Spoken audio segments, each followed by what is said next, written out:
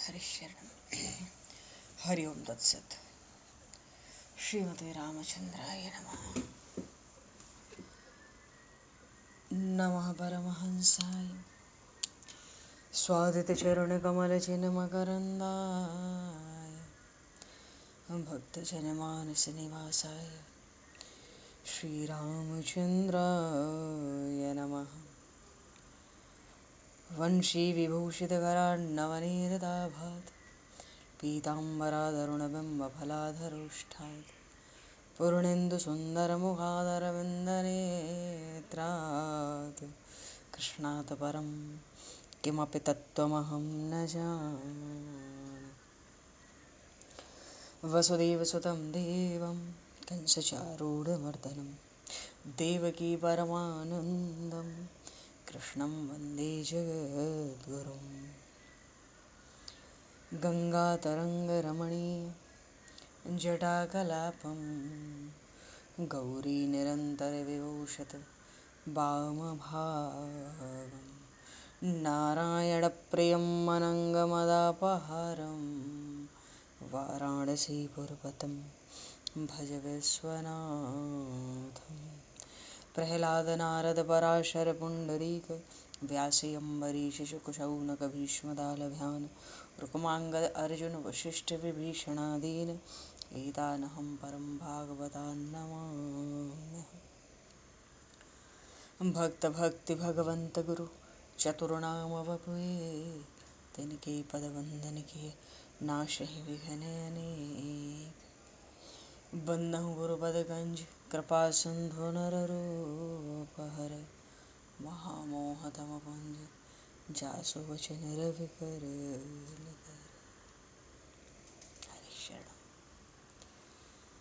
गोविंद जय जय गोपाल जय जय गोविंद जय जय गोपाल जय जय राधारमण हरि गोविंद जय जय राधारमण हरि गोविंद जय जय। श्री राम जय जय ऋषिकेश जय जय श्री राम जय जय ऋषिकेश जय सीतारमण राम रघुनाथ जय जय सीतारमण राम रघुनाथ जय जय। गोविंद जय जय गोपाल जय जय राधारमण हरि गोविंद जय जय। श्री राम जय जय ऋषिकेश जय जय सीतारमण राम रघुनाथ जय जय राधारमण हरि गोविंद जय जय सीतारमण राम रघुनाथ जय जय। बोले श्याम रामचंद्र भगवान की जय। समूह राम दरबार की जय। श्री राधे कृष्णचंद्र भगवान की जय। श्री भागे बहरलाल की जय। श्री वृंदावन प्रेम धाम की जय। श्री पंडरीनाथ भगवान की जय। सब संतन की जय, सब भक्तन की जय, समस्त वैष्णवन की जय, समस्त पूर्वाचार्य चरणन की जय, समस्त संप्रदाचार्यन की जय। श्री सद्गुरुदेव भगवान की जय।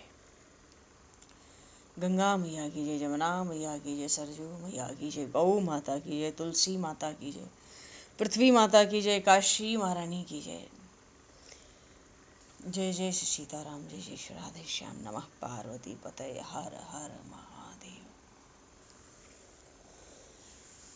अनंत कोटि ब्रह्मांड नायक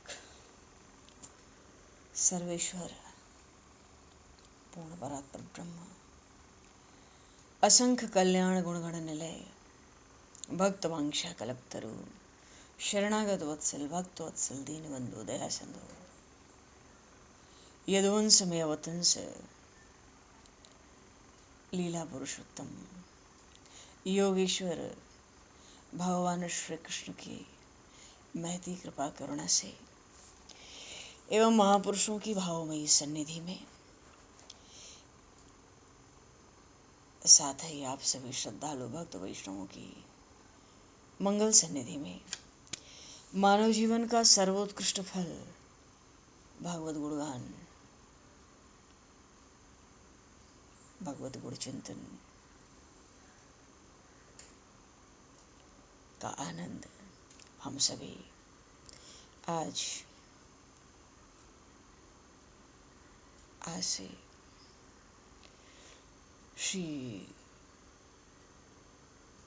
श्रीमद् भगवद गीता के चिंतन के माध्यम से प्राप्त करने जा रहे हैं।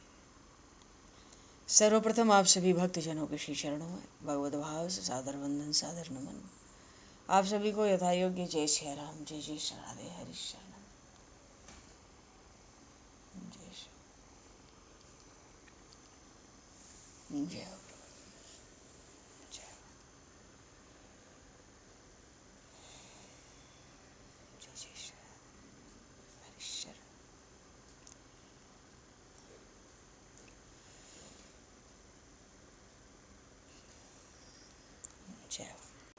श्री कृष्ण गोविंद हरे मुरारे, हे नाथ नारायण वासुदेव,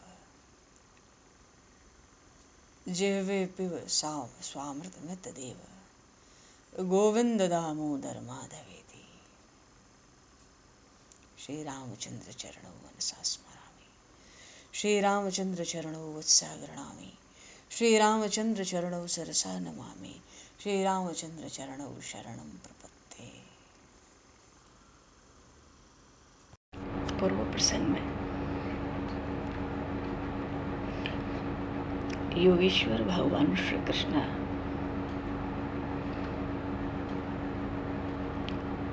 उन भक्तराज अर्जुन जी को संन्यास की अपेक्षा निष्काम कर्मयोग को श्रेष्ठ बता रहे हैं। ये 5वां अध्याय कर्म संन्यास योग। यहाँ उन महात्मा अर्जुन का प्रश्न था कि प्रभु, कभी तो आप ज्ञान की बड़ी प्रशंसा करते हो और फिर कभी कर्म की, तो ये ज्ञान योग का अर्थ ही है संन्यास, संन्यास योग। इसमें तो न्यास ही करना पड़ता है, सब कुछ का न्यास, और वो तभी हो सकता है जब जीव देहाभिमान न रखे, लेश मात्र ना हो। क्योंकि जब आत्मज्ञान की प्रशंसा प्रभु करते हैं, पेट भर के उसका गुणगान गाया प्रभु ने गीता जी में, और अन्य सभी वेद शास्त्रों में इस आत्मज्ञान ब्रह्म ज्ञान की अपार महिमा है। इसी को वस्तुतः ज्ञान कहा गया। तो जब प्रसंग आ जाता है ज्ञान का, तो प्रभु भी दिल खोल के अपनी तसल्ली करके उस ज्ञान का, उस आत्म सुख का वर्णन करते। फिर कर्म योग भी लाते हैं। तो अर्जुन जी को शंका हो जाती है कि भाई मैं कर्म संन्यास में लग के मानो सब कुछ छोड़कर मैं भी ध्यान धारणा से भीतर ही उस आत्म तत्व का निरंतर चिंतन करूं।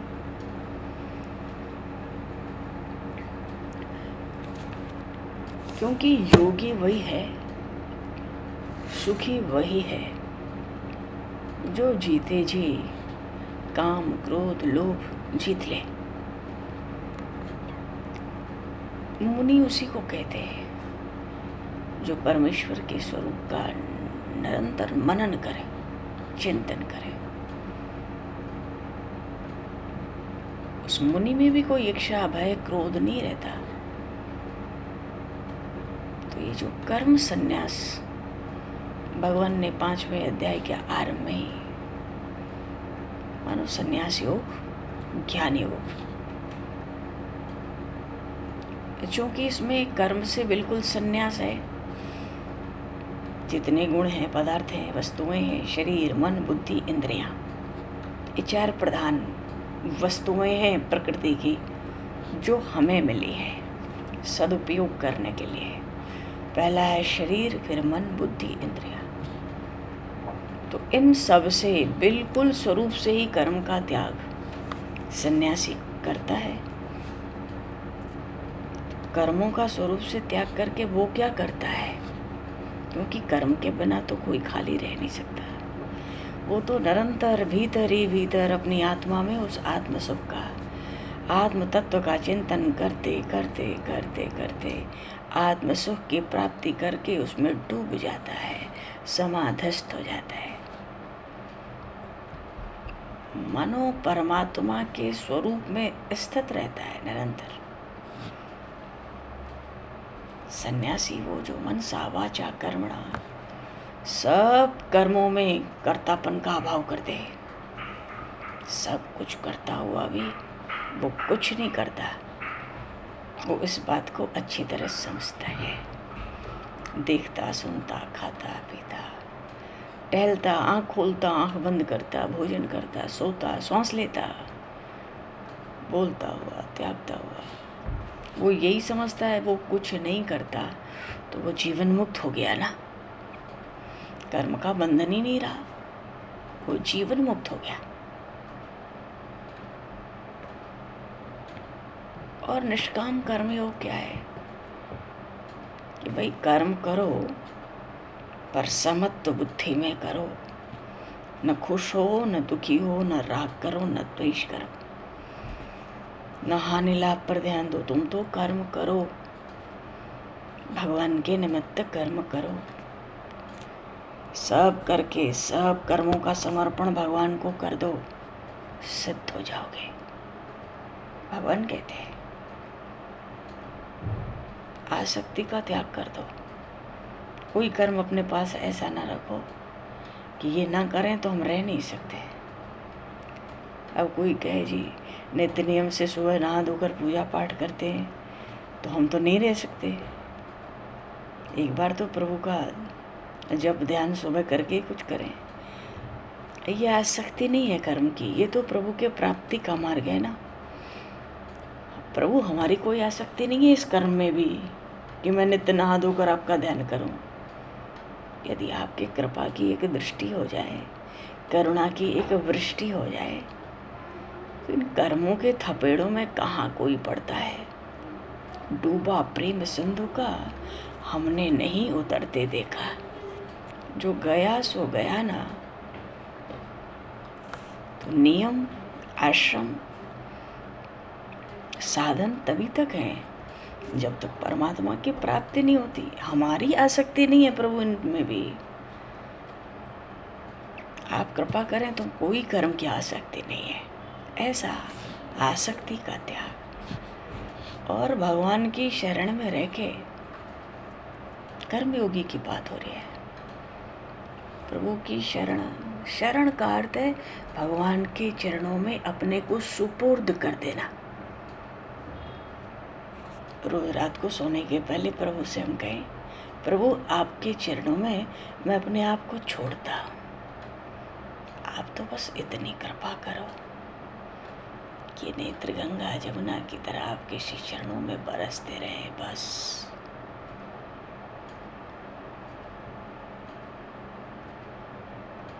निरंतर प्रभु के रूप का ध्यान,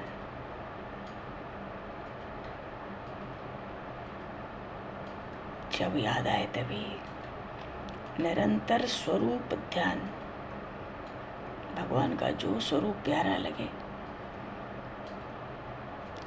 कोई साधारण से ही चित्र को देख देख के हम हृदय में बसाएं, तो हृदय में हो सके तो भ्रकुटी पर उसका ध्यान, ध्यान वहाँ, मुख में नाम और निरंतर प्रार्थना, नाथ ये नेत्र आप किसी चरणों में बरसते रहे। बस ऐसा नहीं है कि प्रार्थना करने से कुछ होता नहीं, धीरे धीरे महापुरुष कहते सब हो जाता है।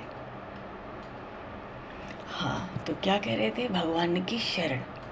कर्म योगी को भी भगवान की शरण में रह के भगवान का नाम, भगवान का गुण, भगवान के रूप का ध्यान चिंतन, तो इसको भगवान ने श्रेष्ठ बताया संन्यास से।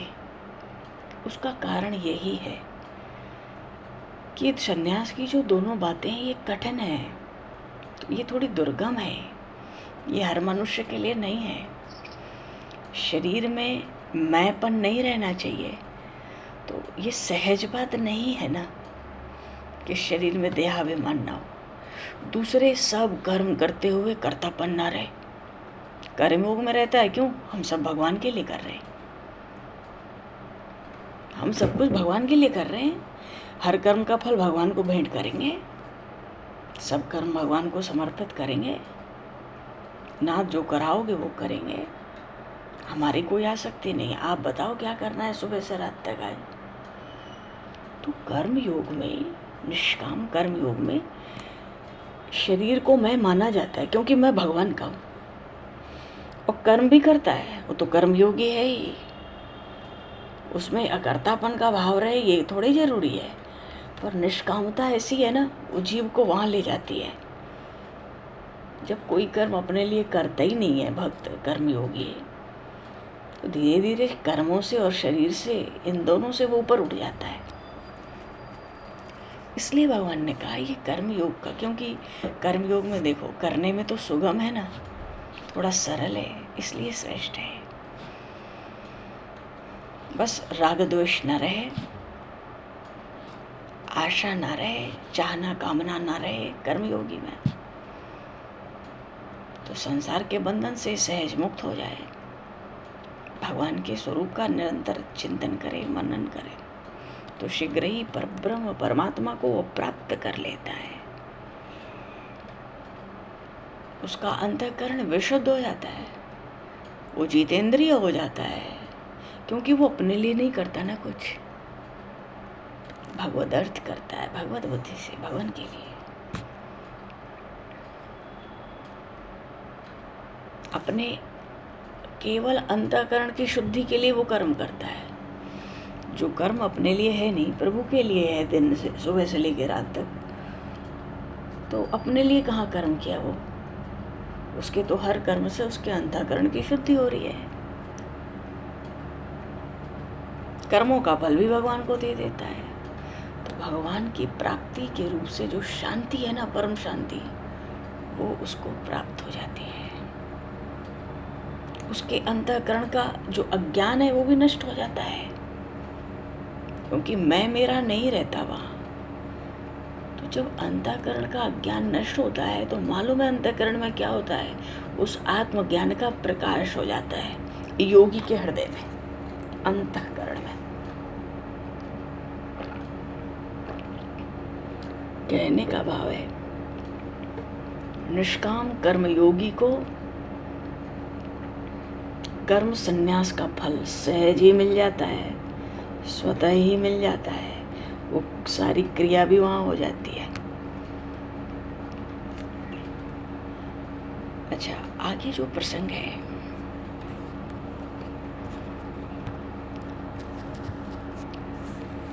वो ये कि एक बड़ा मधुर श्लोक भगवान ने सुनाया महात्मा अर्जुन को 5वें अध्याय में। छोटा सा अध्याय है, क्योंकि इसमें यही बात है, इस प्रसंग में, इस अध्याय में यही प्रसंग है कि सन्यास से बढ़िया कर्मयोग कैसे है। अब प्रभु ने अपनी वाणी में प्रमाणित कर दिया, सन्यास से बहुत सहज, बहुत सरल और बहुत श्रेष्ठ साधन है निष्काम कर्मयोग। और दोनों की फल की प्राप्ति एक ही है, दोनों मार्ग से एक ही परमात्मा की प्राप्ति है। और सन्यास के लिए मन में कोई मलाल ना आवे तो कर्मयोग में सन्यास भी आगे चल के प्राप्त हो जाता है, जहाँ अंतःकरण का ज्ञान नष्ट हुआ, आत्मज्ञान का ही प्रकाश होता है।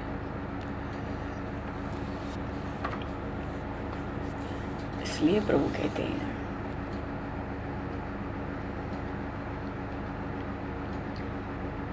विद्या विनय संपन्ने ब्राह्मणे गवि हस्तिनि शूनि चैव स्वपाके च पंडिताः समदर्शिनः।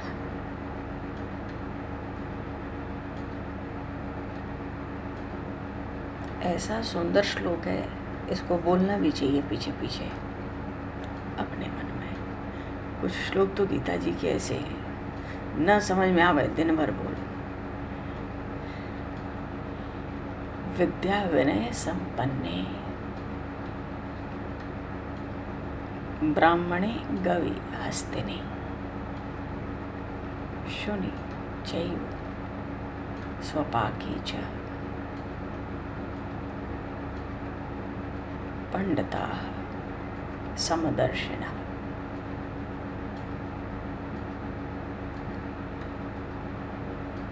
प्रभु लक्षण बता रहे थे कल सन्यासियों के। उसी प्रसंग में भगवान ने इस श्लोक का उच्चारण किया। प्रभु कहते हैं ये मच्छर है, ये हाथी है, ये चंडाल है, ये ब्राह्मण है, वो पराया है, ये मेरा है। सन्यासी के अंतःकरण में कोई भेदभाव नहीं रह जाता। इस तरह की जो कल्पनाएं हैं सब समाप्त हो जाती हैं उसके अंतःकरण में। अब ये श्वान है, ये श्रेष्ठ है, वो अधम है, ये सब भेदभाव तभी तक दिखते हैं जब तक शरीर में मैंपन है।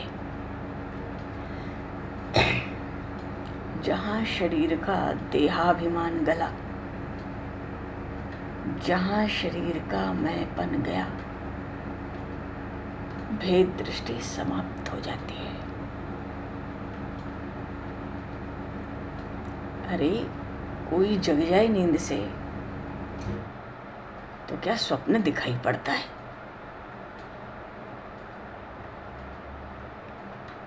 मानो ये अहम भाव पूरी तरह से समाप्त हो जाए, शरीर में मैंपन का भाव, तो क्या विषमता रह जाएगी। दृष्टि में कुछ भी भेद नहीं बचता है। श्रीमद् भागवत महापुराण में 11वें स्कंद में भगवान ने उद्धव जी महाराज से, क्योंकि भगवान श्री कृष्ण के दो ही तो शिष्य हुए, एक भक्तराज अर्जुन, एक महात्मा उद्धव। उन योगेश्वर श्री कृष्ण ने अपने भक्त अर्जुन को गीता जी में तत्व ज्ञान दिया और अपने भक्त उद्धव को श्रीमद् भागवत के 11वें स्कंद में ज्ञान दिया। अर्जुन जी तो एक प्रश्न पूछते हैं एक एक करके। उद्धव जी ने भगवान से 33 प्रश्न एक साथ किए थे। उन 33 प्रश्नों में ज्ञान अपनी पराकाष्ठा को प्राप्त हो गया।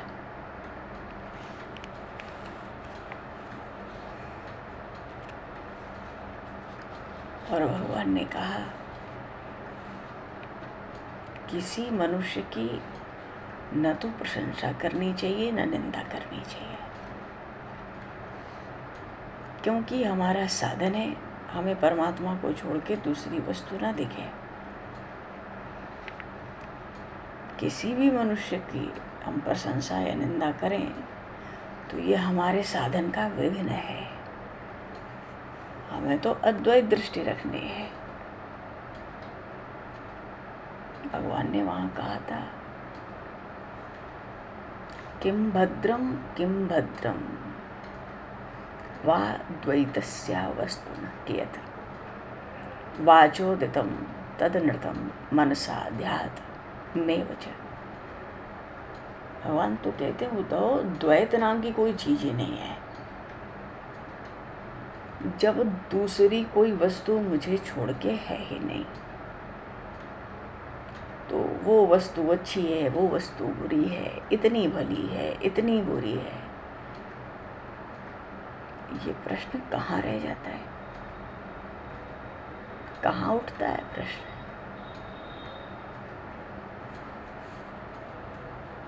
जो कुछ प्रत्यक्ष है, दिख रहा है, जड़ चेतन जो है वो तो आत्मा ही है, वो सर्वशक्तिमान है। ये जो कुछ पूरी विश्व सृष्टि में मालूम पड़ रहा है,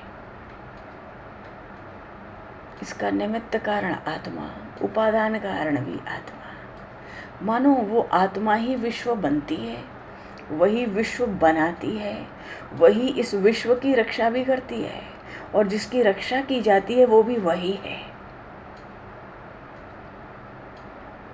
मानो भगवान सर्वात्मा है, सबकी आत्मा भगवान है।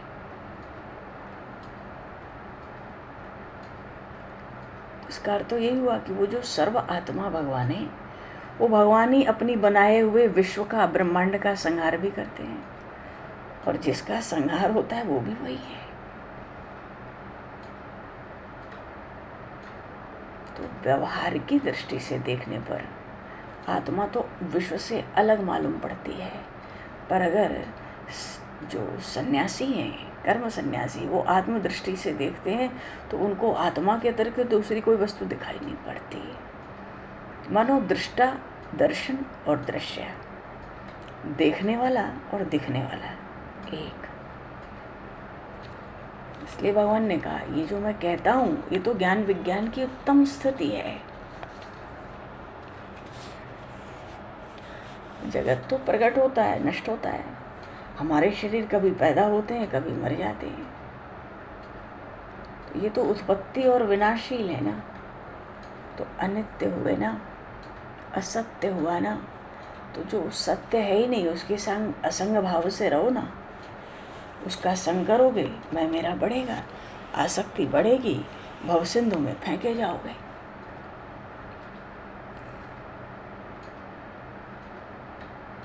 भगवान तो कहते हैं जो संसार दिखता है उसका अस्तित्व है ही नहीं, ये है ही नहीं। स्वप्न में बहुत सी विपत्तियां आती हैं कभी कभी, पर हैं तो नहीं वो वास्तव में।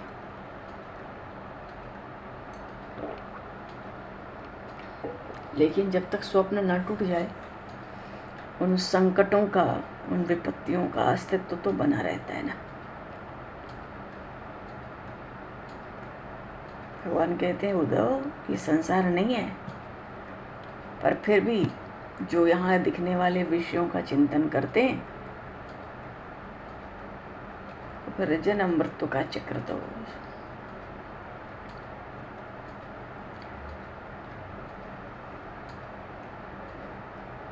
निरंतर चलता है। फिर तो जब मनुष्य स्वप्न देखता है तो नींद टूटने के पहले उसको बड़ी बड़ी विपत्तियों का सामना करना पड़ता है, पर नींद टूट जाए जग पड़ता है। अब न स्वप्न की विपत्ति है और न उसके कारण होने वाला कोई मोह का कोई विकार है। तो ये आत्मज्ञान ऐसा है, ब्रह्म ज्ञान, स्वरूप ज्ञान, ये ज्ञान होते ही कि कण कण में परमात्मा ही है, न मैं बचता है न मेरा बचता है।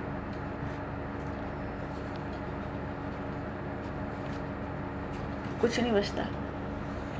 अरे सोने का कंगन होता है, कुंडल बनता है, सबकी बनावट अलग है, नाम भी अलग है। ऐसे ही जगत में जितने पदार्थ हैं सबकी बनावट अलग है, सबके नाम अलग है, पर वस्तुतः तो कितना भी आभूषण हो सोने का ही तो है।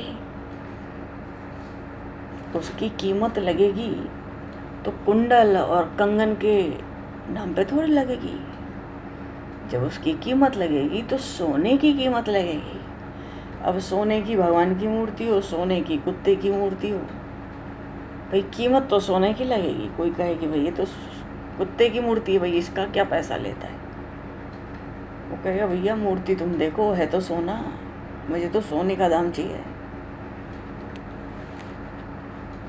तो जो भी दिखता है, जितना भी नाम रूप है, स्थावर जंगम जड़ चेतन, दिखे कुछ भी, उसका आकार प्रकार कुछ भी हो, उसका नाम गुण कुछ भी हो, है तो सब परमात्मा ही। क्योंकि अच्छा, सोने से ही तो आभूषण बनते हैं तरह तरह के।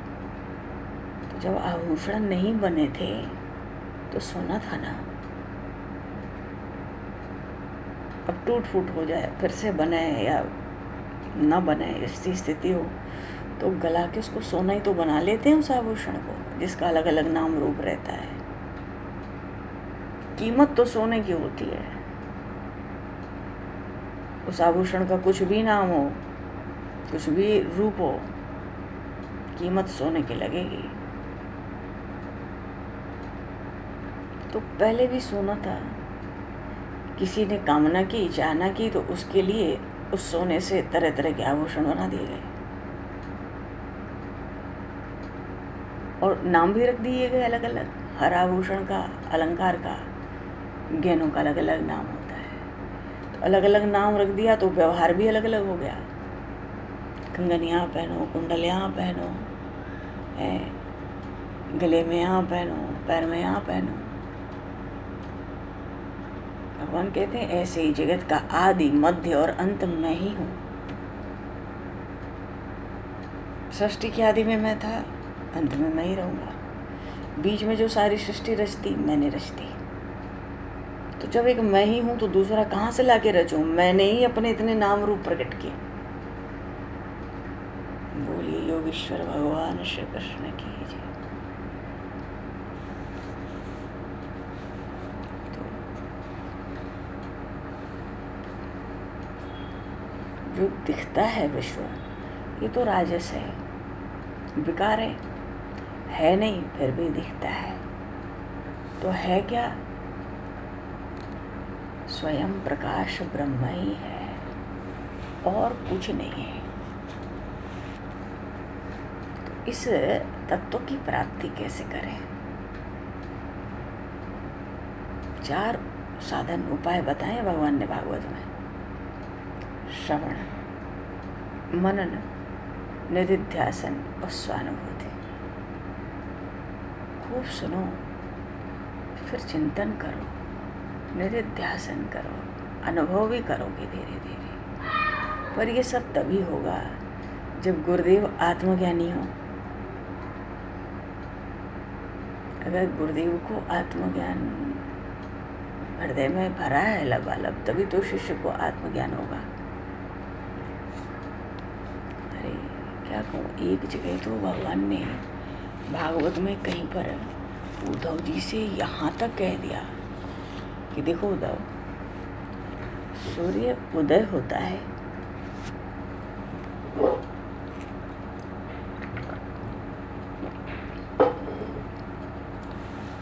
सूर्य उदय होता है तो हमारे नेत्रों के सामने से अंधेरे का ही तो पर्दा हटाता है।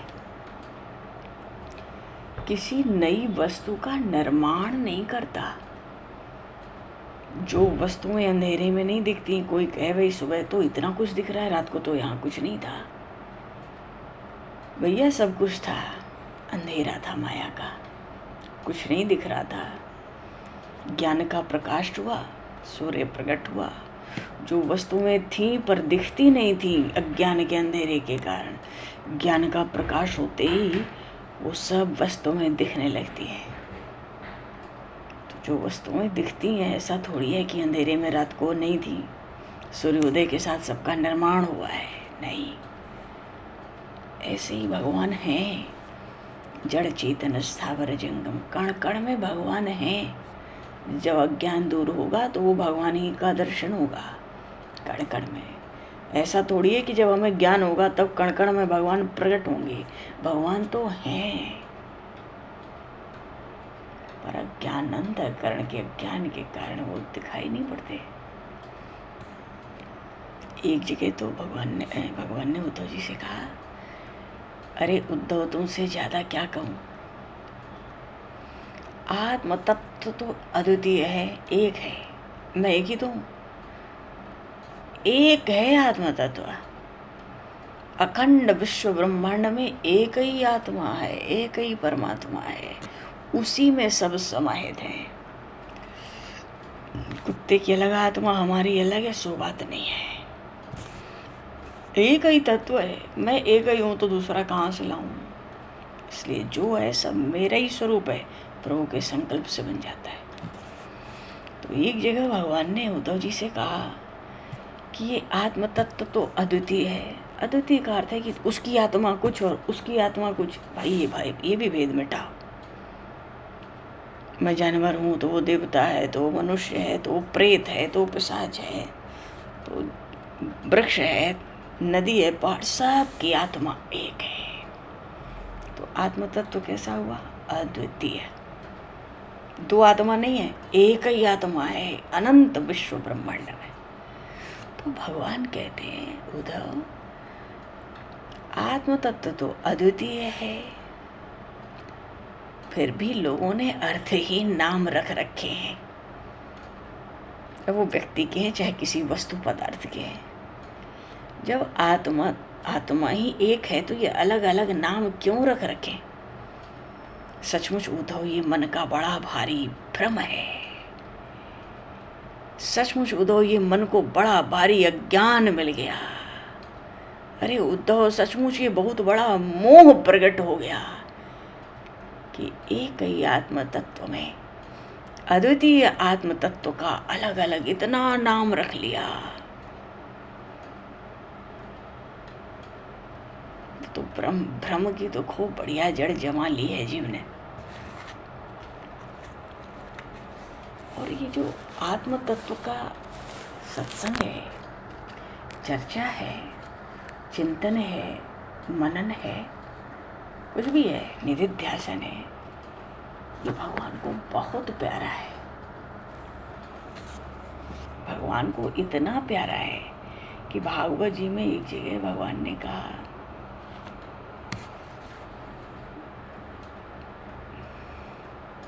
कि जो मनुष्य मेरे भक्तों को मेरे इस आत्मज्ञान के रहस्य को स्पष्ट करके समझाएगा, उस ज्ञान के दाता को मैं प्रसन्न मन से अपना स्वरूप तक दे डालूंगा, उसको आत्मज्ञान करा दूंगा, केवल इसकी बातें करते करते। इतना ही नहीं, कितने नारद जी कहते थे ना वसुदेव जी से, कितने तो केवल सुन के आत्मज्ञान प्राप्त कर लेते हैं। केवल सुन के मत धारण करें, मत चिंतन करें। कितने केवल मनन से, कितने केवल अनुगमन से। इस आत्म तत्व का, इस आत्मज्ञान के विषय में जितना प्रचार होता है, कीर्तन होता है, भगवान को बड़ा प्यारा है।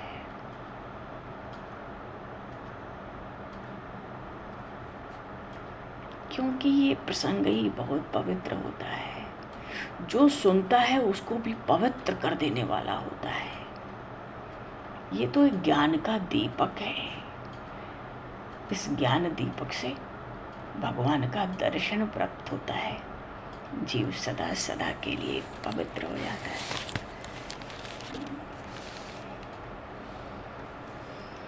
बोले श्री भक्त वत्सल भगवान की जय।